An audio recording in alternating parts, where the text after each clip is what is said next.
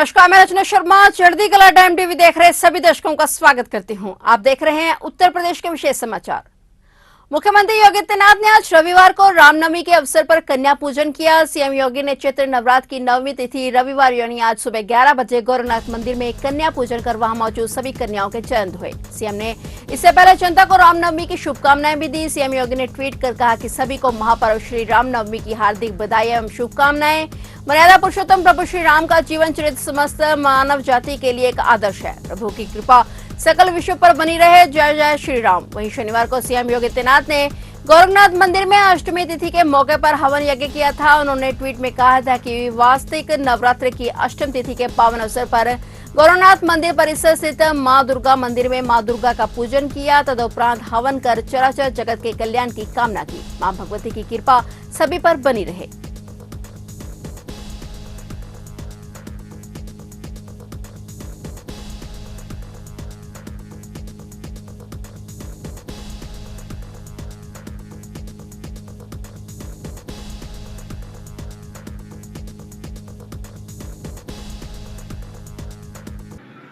मित्रों, आज वासंती नवरात्रि की नौवीं तिथि है।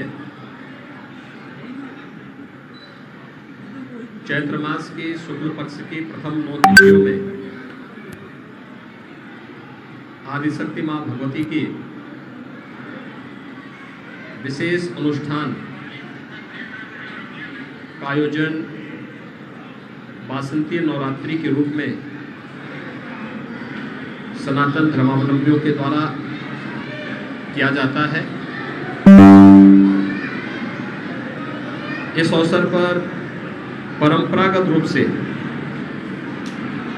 9 दिनों तक आदिशक्ति मां भगवती, जो इस चराचर जगत की आदिशक्ति है, के अनुष्ठान पूजन के उपरांत मातृशक्ति के प्रति सम्मान का भाव रखते हुए कुंवारी कन्याओं की पूजन का कार्यक्रम अभी यहाँ पर संपन्न हुआ है। भारत की परंपरा में मातृशक्ति का सदैव सर्वोपरि स्थान रहा है और उसी परंपरा का निर्वहन करते हुए वह वासंतीय नवरात्रि हो या शारदीय नवरात्रि, दोनों अवसरों पर इस पवित्र कार्यक्रम के साथ जुड़ने का सौभाग्य पूरे देशवासियों को प्राप्त होता है। आज नवमी की स्थिति पर कुंवारी कन्याओं की पूजन का 9 दुर्गा स्वरूप 9 कन्याओं के पूजन का एक कार्यक्रम अभी यहाँ पर संपन्न हुआ है और इसके साथ ही नवरात्रि, वासंतीय नवरात्रि का एक कार्यक्रम संपन्न होगा। आज की तिथि अत्यंत महत्वपूर्ण तिथि भी है। पूरे समाज को मर्यादा के मार्ग पर लेकर के मानवीय जीवन मूल्यों को उच्च आदर्शों के साथ जोड़ने वाले मर्यादा पुरुषोत्तम भगवान श्री राम का पावन जन्मोत्सव का कार्यक्रम भी पूरे देश और दुनिया में जहां कहीं भी सनातन धर्मावलंबी या भारत के अंदर जन्मे भी उपासना विधियों के अनुयायी निवास करते हैं, उनके द्वारा हर्षोल्लास के साथ यह आयोजन किया जा रहा है। अयोध्या धाम में विशेष आयोजन चल रहे हैं और दुनिया के अंदर जहां कहीं भी यह आयोजन हो रहा है, उसके साथ श्रद्धालुजन बड़ी उत्साह और उमंग के साथ मर्यादा पुरुषोत्तम भगवान श्री राम के प्रति अपनी आस्था को व्यक्त करते हुए इस आयोजन के साथ जुड़ रहे हैं। मैं वासंतीय नवरात्रि और रामनवमी के अवसर पर पूरे प्रदेशवासियों को हृदय से बधाई देता हूं। विश्वास करता हूं कि नवरात्रि के अवसर पर आज 9वीं तिथि पर हमने देवी स्वरूपा जिन कन्याओं के पूजन के कार्यक्रम के साथ हम सब जुड़े हैं, उन्हें सुरक्षित रखने, अच्छा माहौल देने और उनके लिए शासन के द्वारा जो भी कल्याणकारी योजनाएं उनके उन्नयन के लिए, उनके बेहतर भविष्य के लिए लागू की गई है, उन सब को पूरी ईमानदारी के साथ लागू करने, बेटी बचाओ बेटी पढ़ाओ का कार्यक्रम हो, जननी सुरक्षा का कार्यक्रम हो, मातृवंदना का कार्यक्रम हो, मुख्यमंत्री कन्या सुमंगला योजना या फिर मिशन शक्ति के माध्यम से पूरी मातृशक्ति की सुरक्षा, सम्मान और उनके स्वावलंबन से जुड़ी हुई इन तमाम योजनाओं के साथ जुड़ करके हम इस पूरे कार्यक्रम को सफलता की नई ऊंचाइयों तक पहुंचाने का कार्य करेंगे। कोरोना संक्रमण के खतरे से लोगों को बचाने के लिए 3 माह पहले बंद किया गया मुख्यमंत्री जन आरोग्य मेला आज रविवार से एक बार फिर से शुरू हो गया है। इसका शुभारंभ मुख्यमंत्री योगी आदित्यनाथ ने गोरखपुर के जंगल कौड़िया विकास खंड के प्राथमिक स्वास्थ्य केंद्र पर रविवार सुबह 10 बजे के करीब किया। आरोग्य मेला के पुनः प्रारंभ होने से एक ही स्थान पर जनता को DDD यानी डॉक्टर, ड्रग्स और डायग्नोस्टिक यानी कि चिकित्सा, दवा व जांच की मुफ्त सुविधा उपलब्ध होगी। यह मेला प्रदेश में प्रत्येक रविवार को आयोजित होगा। इसमें मरीजों को एक ही जगह पर विभिन्न विधाओं के विशेषज्ञ चिकित्सकों से परामर्श, जांच व दवाओं की मुफ्त सुविधा मिलेगी। समाज के अंतिम पायदान के लोगों को चिकित्सा सुविधा सुलभ कराने के लिए 2 अप्रैल 2020 को मुख्यमंत्री जन आरोग्य मेला की शुरुआत की गई थी। एक ही स्थान पर चिकित्सा परामर्श, जांच व दवाओं की निःशुल्क सुविधा होने से यह मेला जन सामान्य में बेहद लोकप्रिय है। कोरोना की तीसरी लहर में लोगों को संक्रमण से बचाने के लिए इस मेले को रोक दिया गया था। तीसरी लहर पर सफलतापूर्वक काबू पाने के बाद आज रविवार से इसका पुनः शुभारंभ हुआ है। प्रदेश के करीब 3,500 केंद्रों पर अब तक लग चुके आरोग्य मेलों में 93,43,361 मरीज देखे गए हैं। इनमें से 1,47,963 गंभीर मरीजों को हायर सेंटर रेफर कर दिया गया है। आरोग्य मेले के दौरान 8,50,722 गोल्डन कार्ड भी बनाए जा चुके हैं। जिले में मुख्यमंत्री जन आरोग्य स्वास्थ्य मेला रविवार को 23 नगरीय एवं 65 ग्रामीण प्राथमिक स्वास्थ्य केंद्रों पर आयोजित हुआ।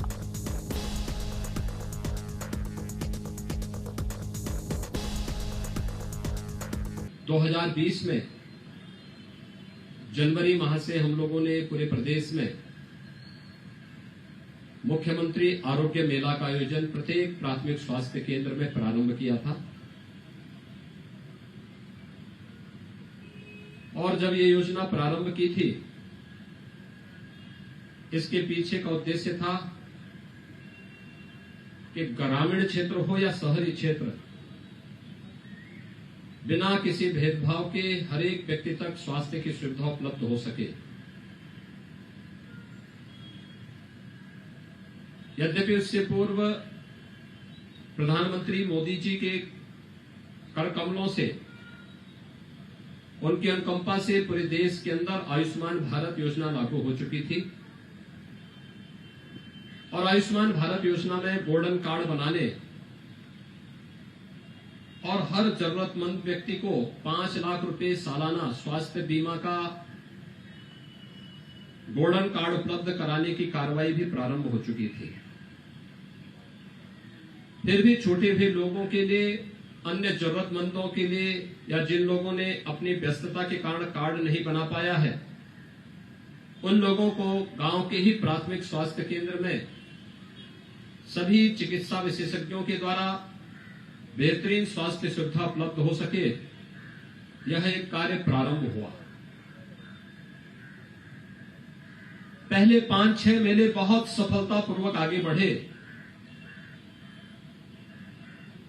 उसके बाद लॉकडाउन प्रारंभ होने के कारण इसे स्थगित करना पड़ा था, क्योंकि तब तक कोरोना महामारी ने पूरे देश में अपनी दस्तक दे दी थी।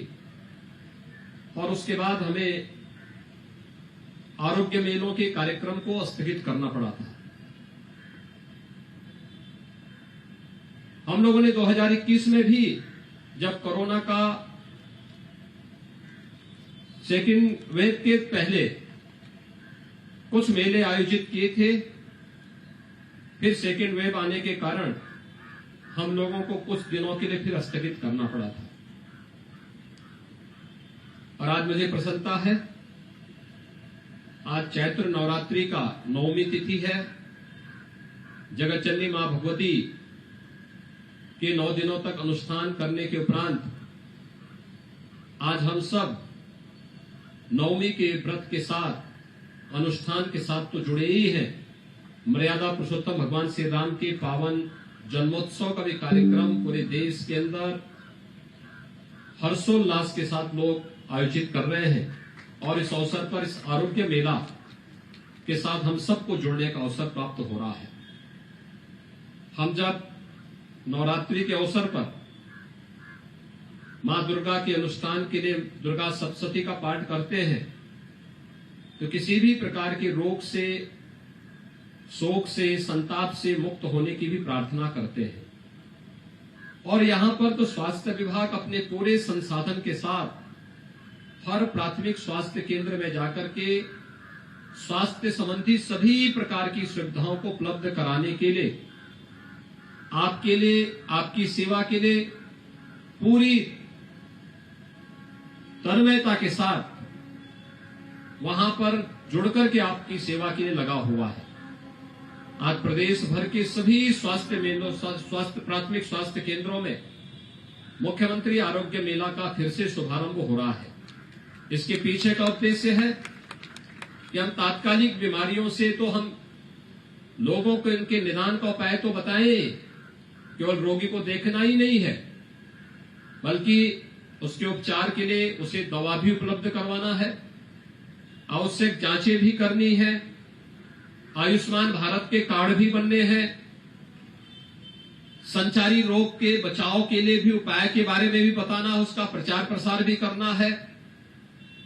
फाइलेरिया है, ट्यूबरकुलोसिस है, इन सब से भी बचाव के लिए बेहतर उपाय कैसे हो सकते हैं, इस पर भी कार्य प्रारंभ करने हैं।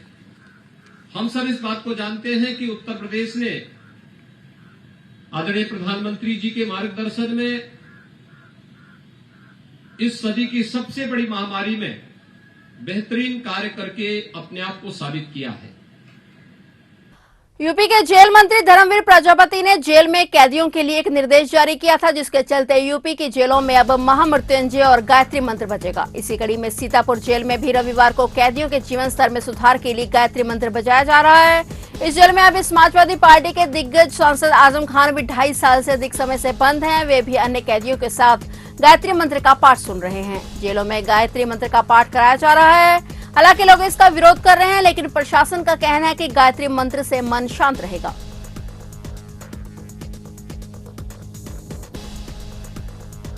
30 मार्च को लखनऊ के सादतगंज में 3 सफाई कर्मियों की मेन हॉल सफाई के दौरान दम घुटने से मौत हो गई थी। ऐसा ही हादसा रायबरेली के मनिका रोड पर अमृत योजना में सिविल सफाई का काम कर रहे मजदूरों के साथ भी हुआ था, जिसमें 2 सफाई कर्मियों की मृत्यु हो गई थी। इन हादसों के बाद जागी प्रदेश सरकार ने सभी निकायों और पालिकाओं में सीवर की मैनुअल सफाई पर रोक लगा दी है। शासन स्तर से इस बाबत सभी जिलाधिकारियों, नगर आयुक्तों और एमडी जल निगम को निर्देश दिया गया है। प्रदेश में सीवर सफाई के लिए किसी भी कर्मचारी को सीवर में न उतारा जाए। गौरतलब है कि मैनुअल सीक्वेंसिंग एक्ट 2013 के तहत देश में सीवर सफाई के लिए किसी भी व्यक्ति को सीवर में उतारना पूरी तरह से गैर कानूनी है। मगर अफसोस की बात यह है कि ये आदेश महज कागजों पर ही निर्भर है। सीवर सफाई में के दौरान मरने वालों में यूपी में बीते 3 सालों में 55 सफाई कर्मियों की मृत्यु हुई है। वहीं बीते 10 सालों की बात करें तो 635 लोग सीवर की सफाई करने के दौरान मरे हैं। ऐसा नहीं है कि सरकार बिल्कुल असंवेदनशील है। सरकार ने सफाई कर्मचारियों के लिए स्पेशल कंडीशन में सीवर सफाई के लिए कानून बनाए हैं। कानून कहता है कि जो कर्मचारी सीवर में उतरेगा उसका 10 लाख का बीमा होना चाहिए। कर्मचारी से काम की लिखित स्वीकृति जरूरी है। सफाई से 2 घंटे पहले सीवर का ढक्कन खोला जाना चाहिए ताकि जहरीली गैस बाहर निकल सके। ऑक्सीजन सिलेंडर, मास्क, जीवन रक्षक उपकरण के साथ ही कर्मचारी को सीवर में उतारना चाहिए, वो भी किसी प्रशिक्षित सुपरवाइजर की निगरानी में। मगर अफसोस की बात यह है कि इन सब बातों की धज्जियां उड़ाई जाती हैं और कानून का पालन ठीक से नहीं हो पाता है। इसका खमियाजा किसी सफाई कर्मचारी की मौत से उठाना पड़ता है।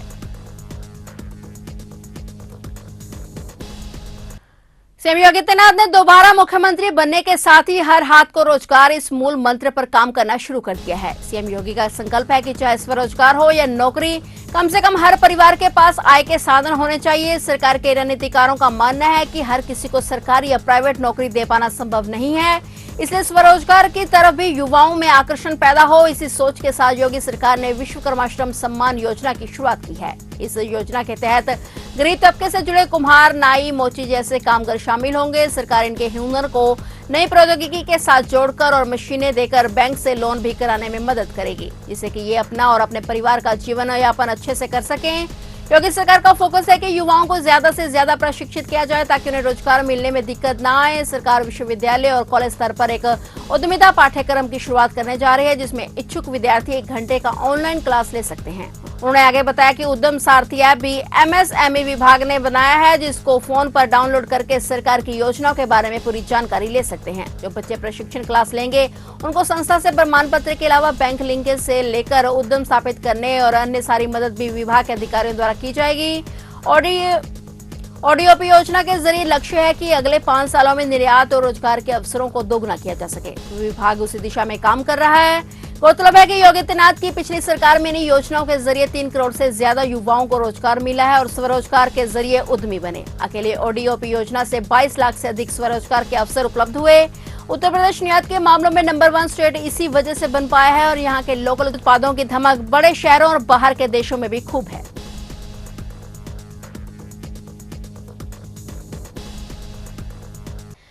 फिलहाल उत्तर प्रदेश के विशेष समाचारों में इतना ही और नए समाचारों के साथ फिर से हाजिर होंगे। तब तक के लिए देखते रहिए चढ़ती कला टाइम टीवी।